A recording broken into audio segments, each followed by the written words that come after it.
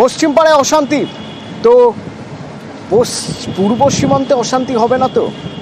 কোচবিহারের একটা বিস্তীর্ণ জায়গা, বাংলাদেশের সঙ্গে আমাদের যে সীমান্ত সেখানে কাঁটাতার নেই। যেমন কোচবিহারের তুফানগঞ্জের এই জায়গাটি চরবালাভূত, সেখানে কাঁটাতার নেই।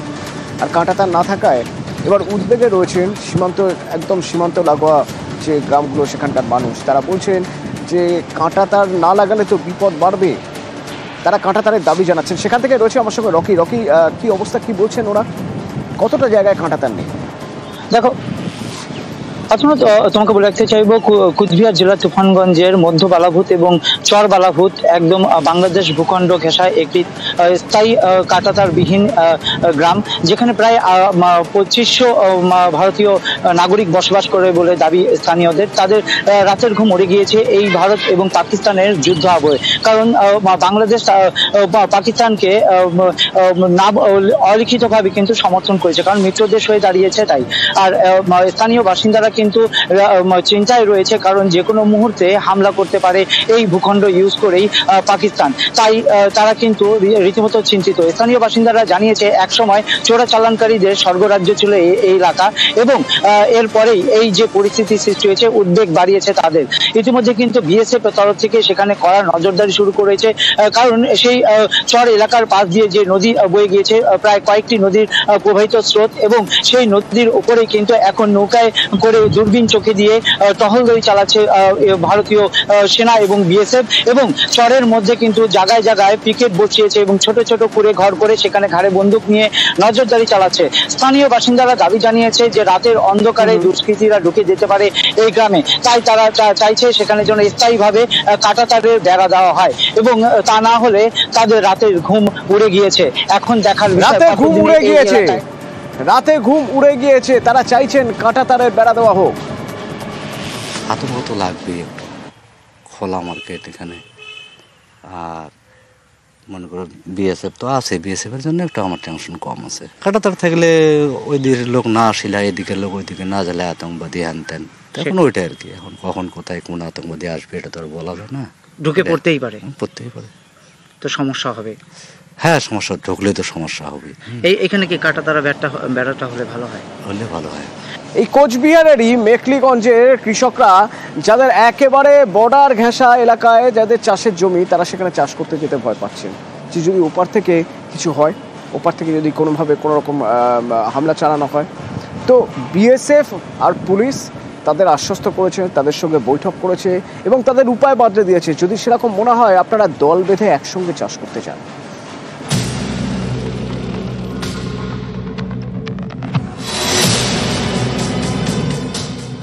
গ্রামে গ্রামে ঘুরছে বিএসএফ আর পুলিশ। ভারত বাংলাদেশ সীমান্ত এলাকার কৃষকদের আতঙ্ক কাটাতে কথা বলছে। কোচবিহারের মেখলিগঞ্জে ভারত বাংলাদেশ সীমান্ত, এখানে বিঘের পর বিঘে চাষের জমি। এই জায়গায় কোনো স্থায়ী কাঁটাতার নেই। মাথাভাঙ্গার শীতলকুচি সীমান্তে কাঁটাতার আছে, কিন্তু কাঁটাতারের ওপারে অনেকের চাষের জমি। এইসব জমিতে যেতে ভয় পাচ্ছেন কৃষকরা, কারণ দেশের পশ্চিম প্রান্ত ভারত পাকিস্তান সীমান্তে এখন চরম উত্তেজনা। কৃষকদের আশঙ্কা এই টেনশনের আঁচ পড়তে পারে মেখলিগঞ্জ শীতলকুচির গ্রামে। যে কোনো সময় বাংলাদেশের দিক থেকে হামলা হতে পারে। এই ভয় কাটাতে গ্রামে গ্রামে যাচ্ছে বিএসএফ এবং পুলিশ, কৃষকদের সঙ্গে বৈঠক করছে, দল বেঁধে চাষের জমিতে যাওয়ার পরামর্শ দিচ্ছে।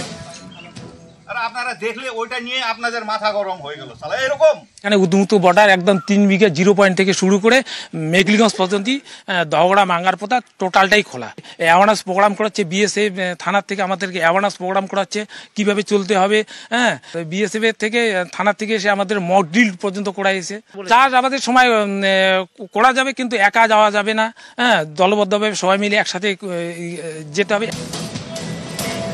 শীতলকুচির বাসিন্দা উকিল বর্মন, গত মাসের 16 তারিখ তাকে চাষের জমি থেকে বাংলাদেশি দুষ্কৃতীরা তুলে নিয়ে যায় বলে অভিযোগ। তারপর আর বাড়ি ফেরেননি উকিল। এ নিয়ে অন্য কৃষকদের মধ্যে ঢুকেছে ভয়। এখন ভারত পাকিস্তান টেনশনের মধ্যে সেই ভয় আরো বেড়েছে। বাংলাদেশের কিছু দুষ্কৃতীরা, কিছু লোক আমাদের বাবাকে কৃষির জমি থেকে তুলে নিয়ে চলে গেছে।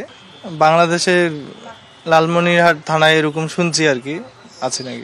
শীতলকুচি থানার পুলিশের সঙ্গে আমি ফোনে কথা বললাম, ওরা বলছে যে দেখো ভাই, আমাদের হাতে কিছু নেই, এটা হচ্ছে সেন্ট্রাল গভর্নমেন্টের ব্যাপার। কতটা সমস্যায় আছেন আপনারা? ভীষণ সমস্যায় আছি। অ্যাওয়ারনেস প্রোগ্রাম আমরা করছি যৌথভাবে, বিভিন্ন গ্রামে গিয়ে আমরা বর্ডার যে লাইনটা আছে, বর্ডার লাইনটা যাতে ওরা পেরিয়ে না যায় বা বর্ডার লাইনে কাজ করতে গেলে যেন সতর্কতাভাবে কাজ করে, লোকাল পাবলিককে আমি সেইটা অবগত করেছি। ফেক ভিডিও দেখে যাতে ওরা অযথা গুজব না করে সেই ব্যাপারে আমরা তাদের সচেতন করে দিই। যারা চাষ করতে যাবে তাদের বলেছি যে আপনারা যাবেন যখন অনেকজন মিলে যাবেন এবং বিএসএফকে বলে যাবেন।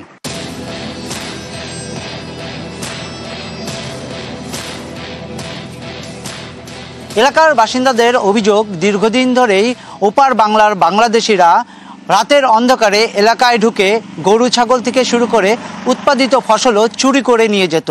তাই তাদের দাবি স্থায়ীভাবে যেন এখানে কাঁটাতারের বেড়া দেওয়া হয়। মেঘলিগঞ্জ থেকে ক্যামেরায় সঞ্জয় মণ্ডলের সঙ্গে রকি চৌধুরী, নিউজ 18 বাংলা। আর মালদার মোথাবাড়ি সীমান্তে সেখানে স্থলবন্দরে, সেই স্থলবন্দরে সার দিয়ে গাড়িয়ে রয়েছে গাড়িগুলো, পণ্যবাহী গাড়ি। ব্যবসায়ীরা চিন্তায় পড়ে গেছে, কারণ সেখানে চেকিং হচ্ছে, এত কড়া চেকিং হচ্ছে যার জন্য আস্তে আস্তে যাচ্ছে গাড়ি, তাতে তাদের পণ্য নষ্ট হওয়ার আশঙ্কা। আর সেই আশঙ্কায় তারা টেনশন করছেন, কিন্তু নজরদারি বাড়ানো হচ্ছে, কোনো রকম খামতি যেন না থাকে।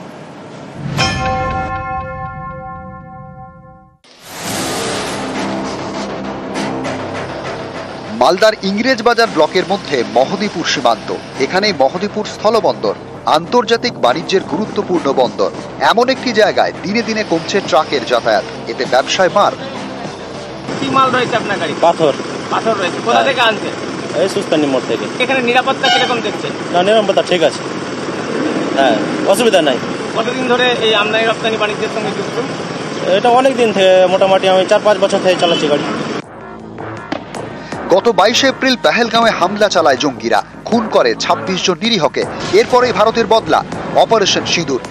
এর জেরে ভারতের পূর্ব সীমান্তে কড়াকড়ি। মালদার মহদীপুর স্থলবন্দরেও বিএসএফ এর সতর্ক নজর। প্রত্যেকটি পণ্যবাহী গাড়ির কাগজ খুঁটিয়ে পরীক্ষা, তারপরই মিলছে ছাড়।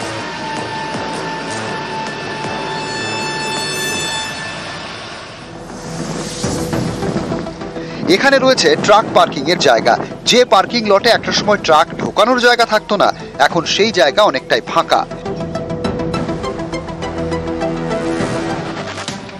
এই স্থলবন্দর পেরোলেই বাংলাদেশ, যেখানে গত বছরের অগাস্ট থেকে ডামাডোল, এর আঁচ পড়েছে ব্যবসায়।